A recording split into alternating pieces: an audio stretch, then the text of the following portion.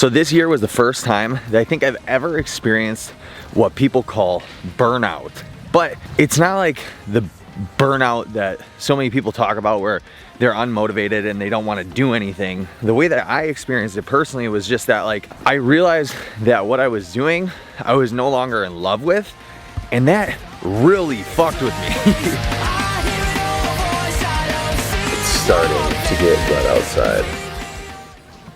I started filming like a cinematic sequence for this and realized that I was not recording. I can't even believe it. Coffee right away in the morning because we don't follow the rules. I'm at a point in training where I just need to eat as many calories as possible, basically, because my weekly total volume is super high, especially with the endurance stuff. I'm starting to get sleep disturbances, so I need carbs to go up. So I always get up early in the morning so I can do some work for our clinic. I use the mornings, earlier mornings, normally up around like 5:45 to get this type of work done and eat breakfast and get ahead on the day. The woman is awake. Finally, the sleeping beast wakes into a beauty. Beast? Well, she wakes into a beauty. Nah? No. I've been lucky enough to be self-employed for the past 11 years and have done pretty well. I've taken some big L's, but I've taken some big W's as well. And finally I had a conversation with my buddy Roderick that made me realize, and this is the thing that like messed with me the most. He said, Justin, you gave yourself a desk job and you didn't even realize it.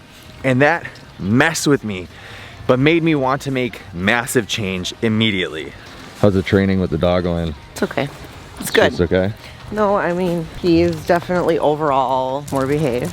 There's still some work to do, but It's always gonna be work. He's definitely better, much better Yeah, good. than he was. He would never be able to walk like this before we started. This was not staged at all. This shot wasn't staged either.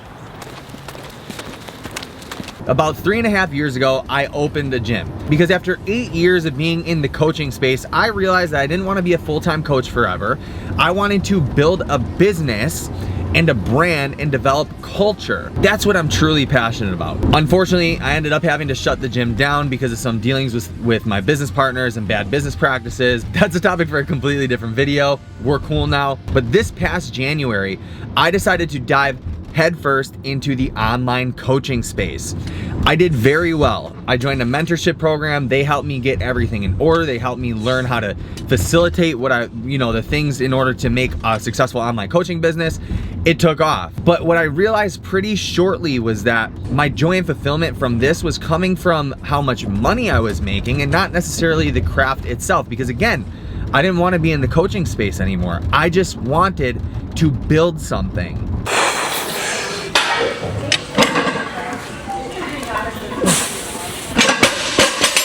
All right, that's it today. A lot of problems came with that ended up causing me the burnout, which was like I was chasing people down for payments, cards started to fail, people would sign up and then not do the program at all. And that's not something that I want, because as somebody that wants to actually make an impact on people, I don't want you paying me thousands of dollars for something that you are not going to fulfill or that you're not going to follow. I know some of you guys are like, what? People are paying you thousands of dollars and you didn't have to do any work? Yes, but that's not what I wanted out of it.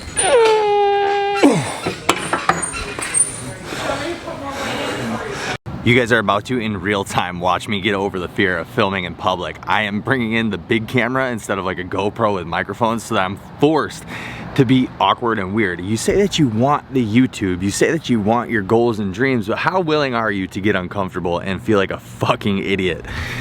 So we're at Target, because I gotta grab some shit, and you guys are coming with. This is the best element that they make. And that's what we're here for. Literally just a 10-pack of sticks.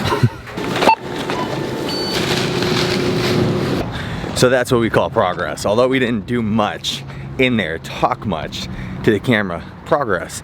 I watched this reel of this guy being like, everyone thinks that everyone else cares. Why do you think that you're so special? He's like walking through an airport talking to his phone, just like vlogging. He's like, look, no one cares. It's kind of hard to convince yourself when you're carrying around a 3-pound, 4-pound camera. And so here's the end of the video. I'm not gonna keep you long. I told myself I was gonna do a certain streak with videos. I just need to get it out here. Burnout did not manifest in me in the way of not feeling motivated and not wanting to get things done. Burnout for me was more of like a realization that I needed to shift what I was doing, because if I didn't shift what I was doing, then I wasn't gonna keep having fun. I don't believe that burnout is an issue of working too hard. I think that burnout is an issue of working too hard on things that you don't enjoy. And most men in life will burn out because they've bought into the hype, the white picket fence, getting a 9-to-5, doing all that stuff, not building, not having hobbies, whatever. And so the way that I've avoided it was that I started doing this again. I started other projects, other side quests, if you will. And I'm gonna freaking chase after them until the wheels fall off. That's my best advice to any of you men that are trying to get out of burnout, avoid burnout, or are burnt out, is reconnect with things that you love. So some of the things that I've reconnected with: mountain biking, skateboarding, things of that music, things of that nature. And work really hard at things that you enjoy. Find a hobby, maybe pick up an old hobby, things that I just talked about, and start a side quest. All right, that's it. Hope you guys enjoyed this video. We'll see you guys in the next one. Peace out, goodbye.